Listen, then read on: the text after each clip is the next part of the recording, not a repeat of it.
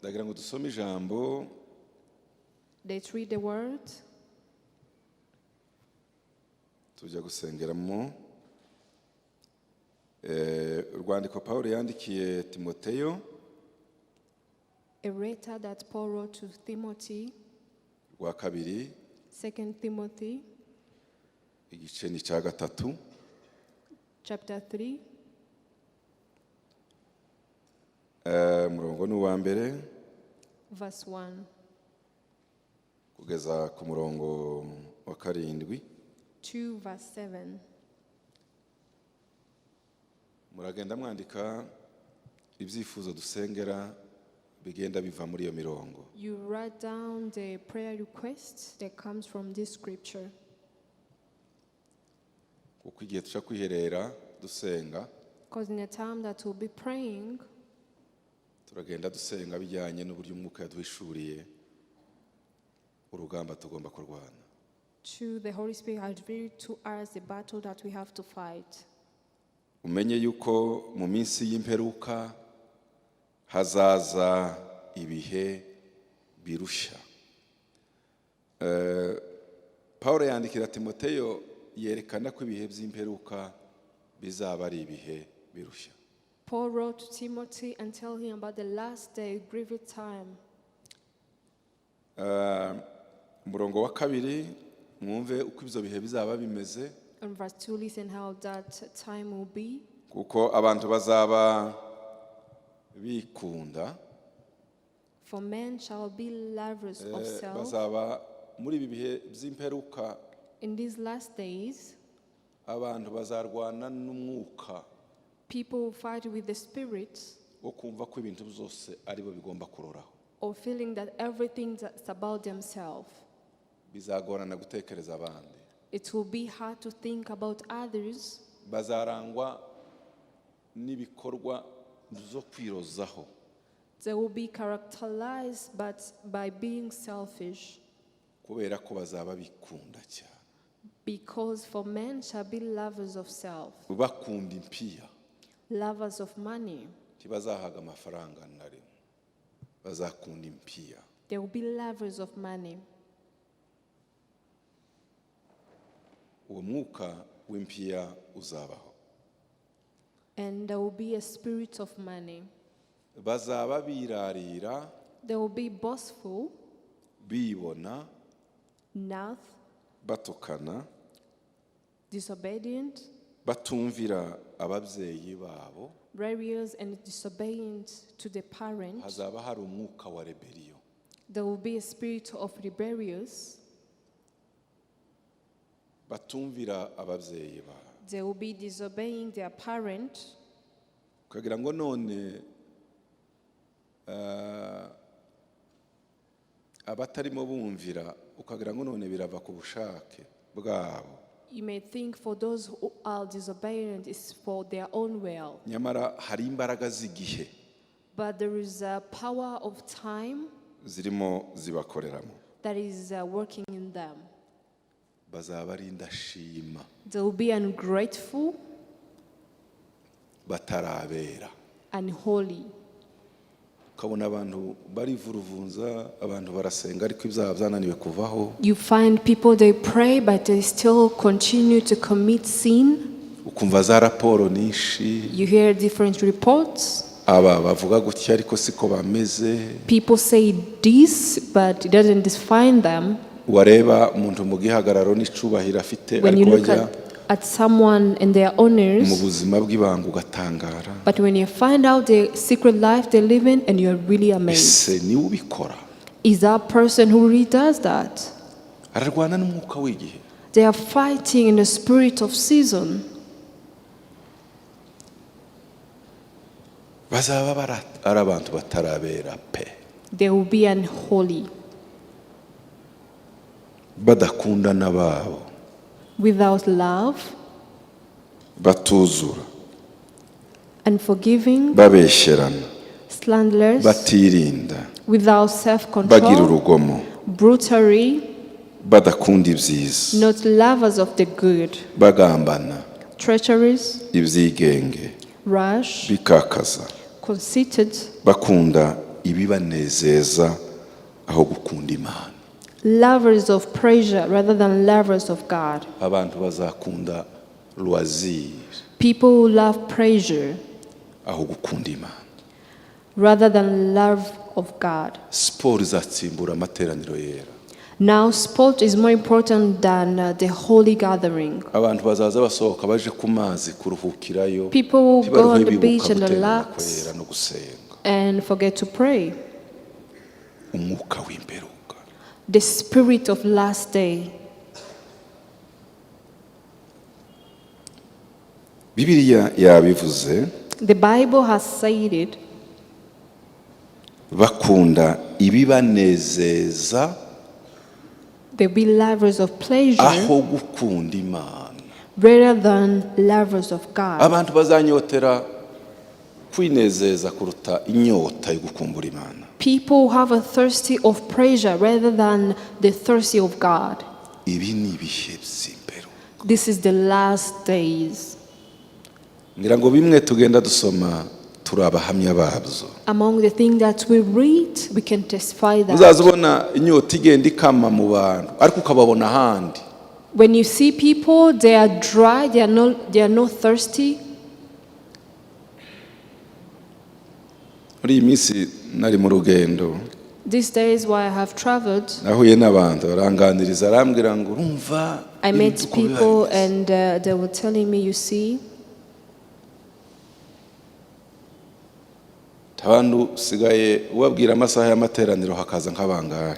when you tell the people the time of the fellowship that we start, and then they come iyo in few bahamagariye numbers. ahantu ho gusangira no But when we invite them to just share a meal, ati baraza ari benshi. they will come in big number.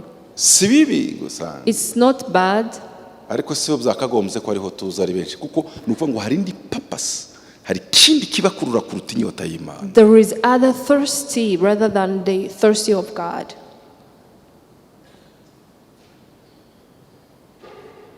Muvuge ngo Imana idufashe. Say, may God help us. Muvuge cyane Imana idufashe. May God help us. Gatanu 5. gikomeye gihebuje What is more important, bafite ishusho yo kwera ariko bahakana imbaraga zako. having a form of godness but denying its power. Iyo ubitegereza ubareba When you look at them, n'abantu bafite ishusho yo kwera they're kind of people who have a form of godness ariko bahakana imbaraga. but denying its power. Abameze batyo uje ubatera umugongo. Having nothing to do with such people. Ibi byose ni ibiranga ibihe by'imperuka This is- itorero rigeramo. What characterized the last day? Abandimwe uyu munsi turasengera itorero, Brethren, today we are going to pray for the church. turaheka itorero mu bihe We are by'imperuka. going to carry the church in the last Kandi itorero days. uratangirira kuri wewe kuko uri itorero And the rya Holy church Spirit. will start from you because you're the first church. Nurangiza utangire usengera itorero ryo mu wawe, And kuko then itorero ryo you mu nzu. pray for the church, which is your home. Nurangiza usengera itorero umubiri wa Kristo. And you pray in the whole church as a body of Christ. Turi mu bihe bikomeye, We are in a hard time. turi mu bihe biremereye. We are really in a terrible time.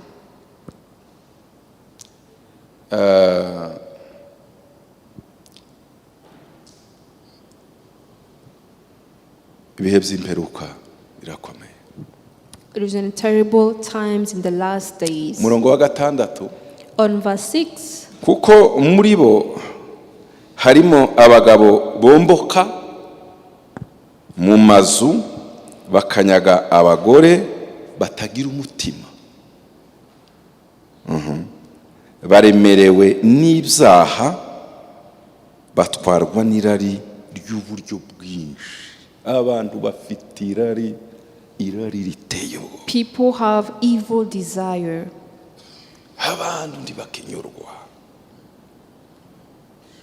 wareba spirit y'ubusambanyi When you see the spirit that is in the fornication, nibo baba bagabo babomboka bagatwara abagore those are babandi the abagore babandi kind bagatwara who abagabo want their way babandi into kuko homes ntibanyurwa because they are not satisfied. ibihe by'imperuka. The last days. 7 bahora biga ariko ntabwo babasha kugira ubwo bamenya ukuri. Always running and never able to come to the knowledge of bahora the mu truth. ishuri biga They are always running ariko ntibamenya ukuri. but never able to come to the knowledge of the truth. usigaye ureba ubuyobe buri mu bantu. When you see how people, abantu batangiye biga ijambo ry'Imana bagize imyaka they 50, have started running the word of God and it Abandi has been 60 50 years and 60. abandi biga ijambo ry'Imana They have been learning the word of God. ariko wareba understanding wareba imyumvire yabo When you look at the understanding, ukaza wibaza ariko aba basomye Bibiliya and then you ask yourself, did these kind of people read the Bible? nigeze misi ishize kuja kwigisha mu itorero rya Gerizo hariya Karumuna. A few days ago, I went to preach at Karumuna. bari bampaye teme ivuga hejuru yo gukura mu buryo bw'umwuka. They have given me a theme that talk about growth in the spirit. igihe narimo nkora meditation While I was meditating, numva ko umwuka ambwira ngo iri jambo hawe utekereza ryo gukura ku mwuka mu mwuka nico gisubizo cy'itorero muri iki gihe. the word I was meditating on, it was the answer to the church of today. muri ico kiganiro na Holy Spirit And when I was having that conversation numva with the ko Holy umwuka ambwira ngo Spirit, inyigisho z'ubuyobe zidasobanutse zitari z'ukuri zabayeho n'igihe ca Yesu. the wrong teaching has been existing even before Christ. ntabwo dufite imbaraga zo guhagarika izo za muvuma z'ubuyobe. We don't have the power to stop that. uko isi yaremwe nibyo byaremanywe nayo niyo si. The way the world was created, it was created with ariko that. umwuka nereka igisubizo cy'izo nyigisho But the Holy Spirit showed me the answer. nuko twebwe dutaravaya kubo dufite Is for us to work on the people that we have. nibo dufitiyeho ubushobozi. They are the one we are able to reach to. Bibiliya aho bikomoka na source yabo From all of the source where it come from, unless you kill the devil. aho igihe hatazaba hari inyigisho z'ubuyobe. But if there is no wrong teaching, iyo mvuga z'ubuyobe ntadire inyigisho zitari z'ukuri muri iyi si. the wrong teaching this word, keretse igihe cy'imyaka niho ntekereza igihe cy'ingoma y'imyaka 1000. unless in 100 years. kuko Bibiliya iravuga ngo mbona marayika kwamanuka afungura ikuzimu afata cakiyoka acoherezayo ikuzimu ngo arangiza arafunga azongera gufungurwa nyuma y'ingoma y'imyaka 1000. Bibiliya izivuga ngo Yesu azategeka isi amahoro azaba intari zaryamana n'umwana w'intama n'ibindi kubera iki Satani ntari ntagaragara imusozi nawe Satani akiriho inyigisho z'ikinyoma n'amafuti no kurwanya itorero fizahoraho. As long as the devil is still alive, the wrong teaching and other bad thing will always exist. tuzica Satani rero. We are not going to kill the devil. kwica Satani sizo ariko iyo twize tukamenya But when we learn and understand, we neutralize him. nukuvuga ngo igisubizo gihari The answer that exists, nukwiga it is running tukamenya ukuri. and know the truth. Satani nawe kugira ngo ashobore For the devil, azohereza umwuka ngo bazahora biga ariko ntabwo babasha kugira uko bamenya ukuri. Ni spirit ituma tugira amatwi atumva, tugira ubwenge budahishurirwa, tufite ubwenge budasobanura ukuri n'ikinyoma, dufite amaso abona ariko atitegereza adahishurirwa. Uwo ni umwuka urwanya mu itorero. there is always the spirit of running and never able to come to the knowledge of the truth. Ukabona abantu kabisa ni impumyi. You see people, they are really blind.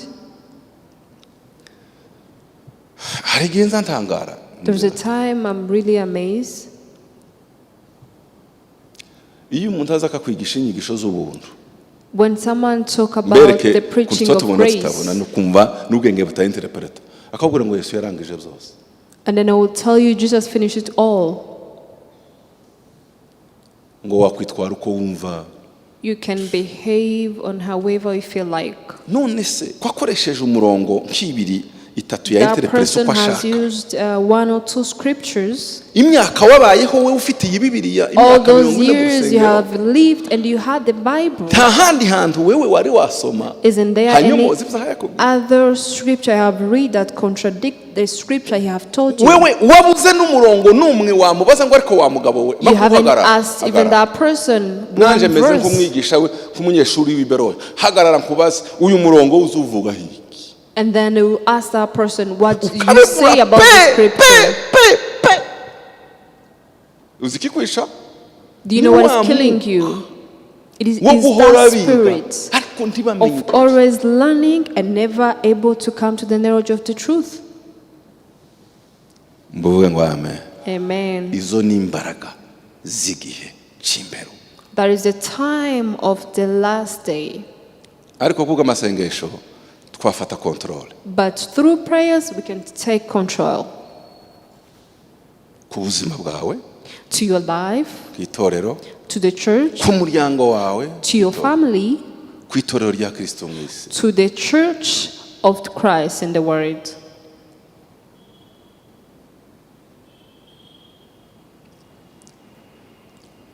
Ibihe by'imperuka. The last day. Ariko nashimira Imana But I thank God, nubwo ibi bihe bikomeye, even though this is a terrible time, hari imbaraga zikomeye Imana yohereje. there is a great power God has sent. Ni ukuvuga ngo ibihe birakomeye biri hariya, ariko Imana itwereka ubuhungiro aho buri. The time is hard, but God showed to us where we can hide. Iyo usomye muri Petero wa mbere, When you read in 1 Peter igice ca mbere umurongo wa 5, chapter 1 verse 5, duhere ku murongo wa 4, let's start from verse 4. haravuga ngo tuzabone umurage utabasha kubora cyangwa kwandura cyangwa kugajuka, ariwo namwe mwabikiwe mu ijuru. Nasomye aho kugira ngo mwumve umurongo wa 5 ukurikira. Bande babikiwe uwo murage utabasha kubora, utabasha kugajuka, nabameze bate? Mwebwe abarindwa n'imbaraga z'Imana. Abarindwa n'imbaraga z'Imana, apani zabo. Abarindwa n'imbaraga z'Imana kubwo kwizera, murindirwa agakiza kiteguwe kuzahishurwa mu gihe cy'imperuka. Amen. Amen. Amen. Amen. Nubwo isi imeze ityo, Even though the world is like that, hari ubwoko burinzwe n'imbaraga. there is a kind of people who are protected by God. Kubwiza ukuri wa musore uri hano Let nawe me wa tell you the mupapa, truth, the men and women who are ikintu here, kizaturinda niki? one of the things that to protect us Abantu is one. bazatambuka muri ibi bihe by'imperuka The people who go through this time, the last time, ni twebwe abarindirwa n'imbaraga z'Imana kubwo kwizera, turindirwa agakiza who are kept by the power of God kazahishurwa mu gihe through cy'imperuka. faith for salvation. Abazanyura muri ibi bihe For those who goes to this time, ni abatwikiriwe n'imbaraga, they are those who are covered with the ni power. abatwikiriwe n'izina rikomeye. They are those who are covered with the great name. Bibiliya iravuga ngo Yesu, umuririmbyi araririmba ngo Yesu ni urutare rutanyeganyega. A singer said, Jesus is a great rock. Nimuze duhungire muri Yesu, Come and retire in Jesus. nimuzane ubuzima bwanyu bwinjire. Come and bring your life and enter. Hari igihe tuba dusenga dusaba Mana mpa minervare mpinzu mpi. There is a time we pray, God, give me school fees, house. Ushinganisha ubugingo bwawe none. Ese ibyo baguha bidafite ubugingo bimaze iki? Byinjize, shinganisha ubugingo, ubuzima bwawe naba bwinjize muri Yesu. Put your life and your people in Jesus. Muhungire muri Yesu kuruta. Run to Jesus. Hallelujah. Amen. Hallelujah. Amen. Zantangara kunta abantu baza bamenya aho bahungira. I'm always amazed how people always know where to hide. mubona ibi bihugu by'ibihangange You see bikomeye these great countries, bifite aho biza bihungishiriza abakomeye. they have a place where they hide the great people. Igeze kumva igihugu kimwe cagihe I've heard one country, uriya mugabo yari yakibombarize n'indege baravuga ngo there was a man who attacked the country. umuntu uwo bari bahagazeho mbere na mbere kwari guhungisha umuyobozi mukuru ngo wari ahantu wateganijwe agomba guhungira igihe cy'intambara ikomeye There was kugira ngo a special atere place igituro where they have to take mabomba za kubitaho the ntaba special people. tugira ubuhungiro satani azarasa amabombe y'imperuka yaza kubitatiye ugasimbuka. We have a hiding place. Muri Yesu It is in Jesus. hari imbaraga zitutwikiye There is a power that covers ariko us. zitwikiriye abazishaka n'abazihungiramo It covers for those who run to it, kugira ngo tuzasingire uriya murage ye. for us to receive that inheritance. ubwoba hari ukuntu tuzatekereza uburyo dutangira ntidutekereze ko tuzasoza. There is a Muri gihe time tuba we tureba think uko about how we are tuzasoza going to start and we don't think about how we are going to ntukaze end. utekereza gusa igihe watangiye Don't think narakijijwe about iki gihe niki ariko Say, tuzasoza I've been saved this time, but how are you going to end? How is your end going to tuza be? dutekereza mwa basore mwe namwe abapapa bamama uru rugendo twatangiye We should all think turutangire about this twiteguye journey. kurusoza. We should know how to start it and how we irari are going to ry'isi finish. no gukunda impiya n'ibindi ntibidushogoreyo ntibituvaneyo Let us not be tugumemo. attracted to what is in the world. Let's all stay in Jesus. twaba twajyanye muvuge ngo amen Amen. mwongere cyane haleluya. Amen. ndarangije abakorosayi Colossians, minota 40 tugiye gusenga. in 40 minutes we are going to pray. abakorosayi 4:12 haravuga ngo Epafra mwene wanyu arabatasha nawe ni imbata ya Kristo Yesu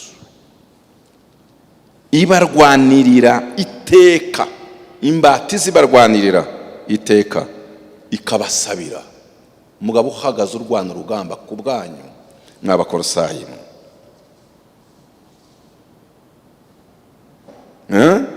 kugira ngo muhagarare mushikamye kandi mutunganye rwose mumenya neza mudashidikanya iby'Imana ishaka byose. Impamvu abakorosayi bahagaze bashikamye bamenye ubushake bw'Imana hari umugabo ubarwanirira every day. The reason why Colossians they are standing firm is because there is a man who fights for them every day. Rwanirira ubuzima bwawe.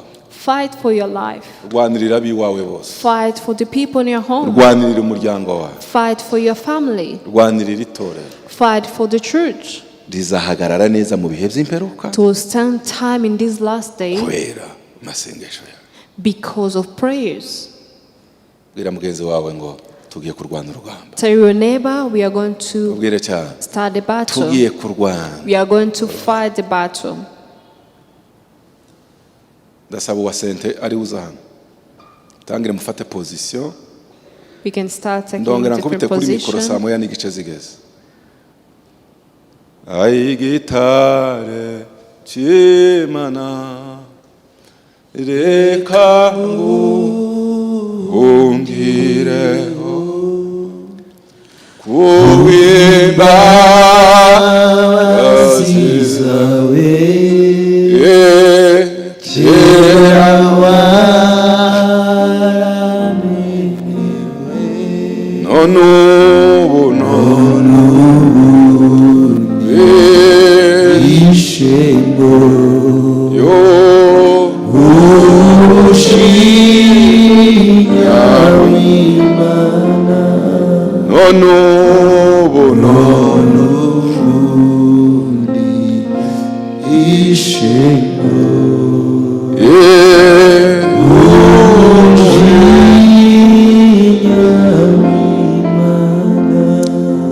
ndasaba aba intercesseur bafate za mikoro tugiye gusengera Hold the mic. kunetraliza iyi myuka yose We are igihe going to cy'imperuka neutralize all the spirits kandi kugira ngo umwuka wera arinde ubuzima bwawe so that the Holy Spirit may Arinde protect umuryango your wawe. life and Arinde your family itorero. and the church. turindirwe muri izo mbaraga that you kuzageza may be dushitse ku protected murage in that power. Imana yaduteguriye. until we reach the inheritance umwuka the wo Lord gutuma has twiga prepared for ntitumenye, us. umwuka wo gukunda impiya, umwuka For the spirit of loving uturangaza, money, umwuka wo gukunda razire and the kuruta spirit that gukunda is Imana, distracting us, inyota y'isi ikadufata the thirst of the igatsimbura world. inyota y'Imana.